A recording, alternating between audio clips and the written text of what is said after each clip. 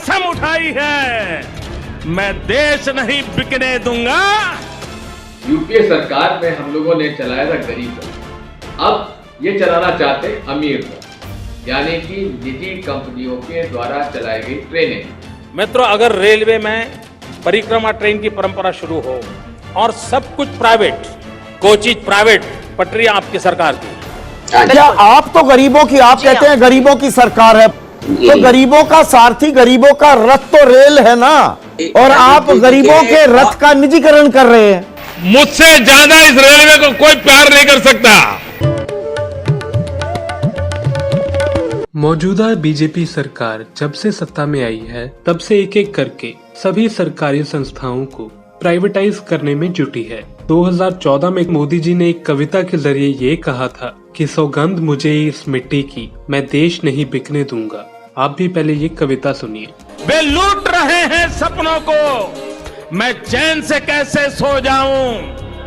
वे लूट रहे हैं सपनों को, मैं चैन से कैसे सो जाऊं। वो बेच रहे हैं भारत को, वो बेच रहे हैं भारत को, खामोश मैं कैसे हो जाऊं। हाँ, मैंने कसम उठाई है, हाँ मैंने कसम उठाई है, मैं देश नहीं बिकने दूंगा। सौगंध मुझे इस मिट्टी की, मैं देश नहीं मिटने दूंगा।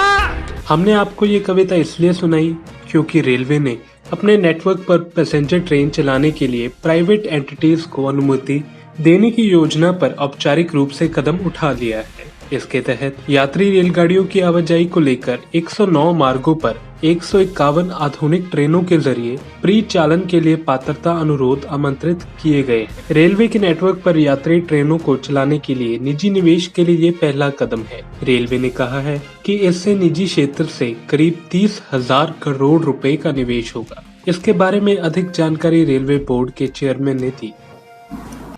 कि जो मैंने कहा कि सबसे पहला ऑब्जेक्टिव ये है कि हम एक मॉडर्न टेक्नोलॉजी यहाँ पे इंट्रोड्यूस करें, और हमने एक LHB टेक्नोलॉजी इंट्रोड्यूस की थी बहुत पहले, और अभी एक वंदे भारत की टेक्नोलॉजी 2019 में हमने इंट्रोड्यूस की है। अब हम कोशिश कर रहे हैं कि इस प्रोजेक्ट के थ्रू एक बिल्कुल मॉडर्न टेक्नोलॉजी इंट्रोड्यूस करें, और जैसा कि मैंने आपको बताया कि खाली 5% ट्रेन जो है वो भी एडिशनल इस प्रोजेक्ट के तहत चलाई जाएगी। सो बेसिकली ये है कि 95% ट्रेन हम भारतीय रेल चलाती रहेगी।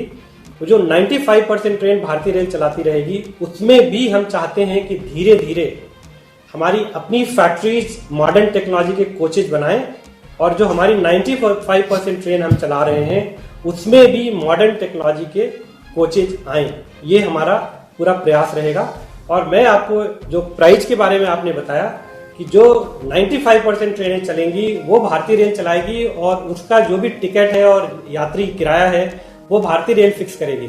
2013 में इंडिया टुडे के कॉन्क्लेव में मोदी जी रेलवे को प्राइवेटाइज करने के हक में बोलते नजर आए थे। सरकार रोड बनाती है, क्या उस रोड पर सरकार के ही व्हीकल चलते हैं? क्या नहीं चलते ना? प्राइवेट चलते कि नहीं चलते?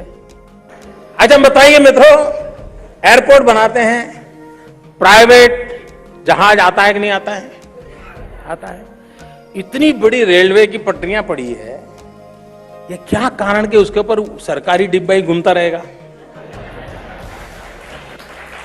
समझ नहीं आता है मित्रों। 100 करोड़ देशवासियों का इतना बड़ा मार्केट है, लेकिन ध्यान नहीं आता है कि इस मार्केट को कैसे कैप्चर किया। मित्रों, अगर रेलवे में परिक्रमा ट्रेन की परंपरा शुरू हो और सब कुछ प्राइवेट, कोचिज प्राइवेट, पटरियां आपकी सरकार की, ऊपर पटरिया पर जिसको दौड़ना है दौड़े, टाइमिंग बनाइए। वहीं 2014 में कविता के जरिए कह चुके हैं कि मैं देश नहीं बिकने दूंगा, और 2014 में प्रधानमंत्री बनने के बाद एक रैली में मोदी जी ने रेलवे के निजीकरण को लेकर क्या कहा था, ये भी सुनिए। कुछ लोग अफवाहें फैलाते हैं। आप में से कई लोग होंगे जो 20 साल की उम्र के बाद, 22 साल की उम्र के बाद, पढ़ाई करने के बाद रेलवे से जुड़े होंगे। मैं जन्म से जुड़ा हुआ हूं, इसलिए आप लोगों से ज्यादा रेलवे के प्रति मेरा प्यार है, क्योंकि मेरा तो जीवन ही उसके कारण बना है। जो लोग अफवाहें फैला रहे हैं कि रेलवे का प्राइवेटाइजेशन हो रहा है, वो सरासर गलत है। मुझसे ज्यादा इस रेलवे को कोई प्यार नहीं कर सकता, और इसलिए ये जो गप चलाए जा रहे हैं, ये जो गप चलाए जा रहे हैं, भाइयों बहनों, न ये हमारी इच्छा है, न इरादा है, न सोच है। हम इस दिशा में कभी जा नहीं सकते हैं, आप चिंता मत कीजिए। इतना ही नहीं, रेल मंत्री पीयूष गोयल ने भी कहा था कि रेलवे को प्राइवेटाइज नहीं किया जाएगा। पहली बात तो मैं स्पष्ट कर दूं कि भारतीय रेल भारत की संपत्ति है, भारत की जनता की संपत्ति है, और भारतीय रेल को प्राइवेटाइज करने का ना कोई इरादा है, ना कोई योजना है, ना कोई प्रस्तावना है, ना कोई संभावना है। भारतीय रेल भारत की रहेगी, भारत के लोगों की रहेगी। अगर रेलवे को प्राइवेटाइज नहीं किया जा रहा तो 151 ट्रेनों को अनुमति क्यों दी जा रही है? प्राइवेटाइजेशन के फायदे तो हैं, पर नुकसान भी। हो सकता है इन प्राइवेट ट्रेनों का किराया आम ट्रेनों से कई ज्यादा हो। सरकार के इस फैसले को लेकर राहुल गांधी ने भी ट्वीट कर निशाना साधा है। उन्होंने लिखा है कि रेल गरीबों की एकमात्र जीवन रेखा है और सरकार उनसे ये भी छीन रही है। जो छीनना है छीनिए, लेकिन याद रहे देश की जनता इसका करारा जवाब देगी। इसके अलावा कांग्रेस नेता दिग्विजय सिंह ने सरकार पर निशाना साधते कहा कि सरकार अमीर रथ चलाना चाहती है।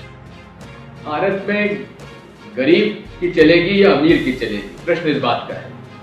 यूपीए सरकार में हम लोगों ने चलाया था गरीब रथ, और उसके चलाने के बाद भी लालू जी जब रेल मंत्री थे तो रेलवे मुनाफे में। अब ये चलाना चाहते अमीर रथ, यानी कि निजी कंपनियों के द्वारा चलाई गई ट्रेनें, और उसमें खर्चा सरकार का। रेल जो बिछी हुई है सरकार ने बिछाई, जो अधिकारी कर्मचारी हैं रेल विभाग के हैं, और ये लोग जो हैं निजी कंपनी आती है मुनाफा कमाने के लिए आना चाहती है। और इसमें सर्ज टैरिफ होगा, जब भीड़ लगेगी तो महंगा, जब भीड़ नहीं है तो सस्ता। तो शादी में, ब्याह में, छठ में, इसमें सब में जब भीड़ बढ़ेगी तब किराया महंगा हो जाएगा। बात यही है कि मूल तौर पर भाजपा अमीरों की पार्टी है, और इसकी शुरुआत उन्होंने जब रेलवे बजट को शामिल कर दिया था नेशनल बजट में, उसी दिन से पता लगने लगा था कि अब निजीकरण होने वाला है, इसलिए हम निजीकरण का विरोध करते हैं। वहीं कांग्रेसी नेता गौरव वल्लभ ने भी सरकार के इस फैसले को लेकर उन पर निशाना साधा है और उनकी तीखी आलोचना भी की है। भारतीय रेल का हमारे जीवन पे, हमारी अर्थव्यवस्था पर एक बहुत बड़ा गहरा प्रभाव है, और इसी कारण से 2017 के पूर्व हम रेल बजट को एक सेपरेट बजट के रूप में संसद में पेश भी करते थे और संसद से पास भी करवाते थे। 2017 में रेल बजट का विलय आम बजट में कर दिया गया। आज उसका ऑब्जेक्टिव समझ में आ रहा है देश को कि ऐसा क्यों किया गया। उसको करने का कारण ये था कि सरकार की मंशा रेलवे का निजीकरण करने की थी, कि देश में टोटल 68,000 किलोमीटर का रेलवे नेटवर्क है, और उस 68,000 किलोमीटर के 50% में देश की 96% ट्रेनें goods as well as passenger उस पे दौड़ती है, और उसी नेटवर्क पर ये 151 निजी ट्रेनें भी दौड़ेगी। तो उससे होगा क्या कि जो निजी ट्रेनें हैं उनको प्रायोरिटी दी जाएगी, और जो भारतीय रेलवे की ट्रेनें हैं जिसमें आप, हम और हम जैसे करोड़ों लोग सफर करेंगे, वो स्टेशनों पे खड़ी हुई आपको मिलेगी। मेन स्ट्रीम मीडिया में भी इस मुद्दे पर डिबेट देखने को मिली, पर सरकार से सवाल करने में अंतर भी देखने को मिला। आज तक पर इस मुद्दे पर अंजना ओम कश्यप ने बीजेपी नेताओं से सवाल किए। संबित पात्रा जी, राहुल गांधी कह रहे हैं, अपने इस ट्वीट के जरिए उन्होंने लिखा है रेल गरीबों की एकमात्र जीवन रेखा है और सरकार उनसे ये भी छीन रही है। आप अमीर रथ चलाने की कोशिश में हैं। नहीं, राहुल गांधी ने अभी तक पूरा मसौदा नहीं देखा है। अगर देखा होता तो ये नहीं बताया होता जो आज उन्होंने रेखा के बारे में बताया है। और वैसे भी कांग्रेस और राहुल गांधी दोनों ही पटरी से उतरे हुए हैं, इसलिए मसौदा मैं लेके आया हूं और मंत्रालय से मसौदा लेकर आया हूं, आज समझा भी दूंगा। पहली बात है, इन्होंने कहा कि गरीब रेल हमने चलाया था, गरीब रथ हमने चलाया था, आज हम अमीर रथ चलाने वाले हैं। कोई ट्रेन बंद नहीं होने वाली है। अगर 100 ट्रेन चल रही थी तो 100 ट्रेन चलेगी, गरीब रथ भी चलेगी, राजधानी भी चलेगी, मेल भी चलेगा, एक्सप्रेस भी चलेगा, उसके साथ 151 और एक्स्ट्रा ट्रेन जुड़ेंगे। और उसी जगह पर दो आरोप वो सीधा लगा रहे हैं, कह रहे हैं आप झूठ बोल रहे हैं, आप कुछ ट्रेन को बंद करने वाले हैं, पीछे के रास्ते से बंद कर रहे हैं ऑर्डर निकालकर। और दूसरा वो कह रहे हैं कि आप जो मौजूदा परिस्थिति थी उसको बेहतर करते, ये झांसा है। ये पीछे से बंद करना क्या होता है? जो बंद होगा तो आगे से ही बंद होगा, दिख जाएगा बंद हुआ है। ये पीछे से बंद करना, कोई चुपके चुपके ट्रेन को बंद कर देगा जाके क्या? ये चल रही होगी पीछे से, आगे खींच के ले जाएगा। ये सब मजाक की बातें करने की कोई आवश्यकता। अंजना ने डिबेट में संबित पात्रा से सवाल तो किए, लेकिन उनके जवाबों पर कोई काउंटर सवाल नहीं किया। वहीं दूसरी तरफ न्यूज 24 में रेलवे के निजीकरण को लेकर हुई डिबेट में संदीप चौधरी ने बीजेपी नेता से तीखे सवाल किए। किसी के भी जहन में ये सवाल आएगा, निजीकरण की नौबत क्यों आई? इससे एक्सपेंशन से ग्राहकों को या कंज्यूमर्स को, सिटीजन्स को फायदा होगा, न कि नुकसान होगा। उनको डेटा मतलब आप निजीकरण के पैरोकार बन गए हैं? ये नियो बीजेपी है क्या, निजीकरण की पैरोकार? नहीं, ये पूरे विश्व में जो बदली हुई परिस्थितियां और जिस प्रकार की टेक्नोलॉजी की आवश्यकता है, जिस प्रकार की इन्वेस्टमेंट्स की आवश्यकता है, एयरवेज, आप में से कितने लोग केवल एयर इंडिया में चलते हैं बताइए? तो आज प्राइवेट फोन सर्विसेज नहीं होते, प्राइवेट एयरलाइंस होते। मतलब भारतीय रेलवे अच्छी तरीके से काम नहीं कर रही थी, भारतीय रेलवे ढंग से काम नहीं कर रही थी, भ्रष्टाचार था, लेट लतीफी थी, लाल फीताशाही थी, बैड सर्विसेज थी। आप ये बात मान रहे हैं, यही तो कह रहे हैं ना? तभी तो निजीकरण की जरूरत है। नहीं, बिल्कुल नहीं है, बिल्कुल नहीं है। या संसद का सत्र बुला लेते, चर्चा कर लेते और उसके बाद घोषणा कर देते। नहीं, बिल्कुल नहीं, जरूरत नहीं है इसकी। ये अच्छा, जरूरत नहीं डिसीजन है, एग्जीक्यूटिव डिसीजन है। पूरे रेलवेज को निजीकरण नहीं किया जा रहा है, केवल 5% रास्ता खोल दिया जा रहा है ना। क्या आप तो गरीबों की, आप कहते हैं गरीबों की सरकार है, प्रधानमंत्री ने गरीबी पढ़ी नहीं है, भोगी है, तो गरीबों का सारथी, गरीबों का रथ तो रेल है ना। ये जो ठूस ठूस कर लोग जाते हैं, जो अभी मजदूर पलायन करने पर मजबूर हुए थे, ट्रेनों की जिन्हें दरकार थी, वो गरीब वर्ग ही तो है, तबका है। कहना चाह रही थी। नहीं संदीप जी, और आप गरीबों के रथ का निजीकरण कर रहे हैं।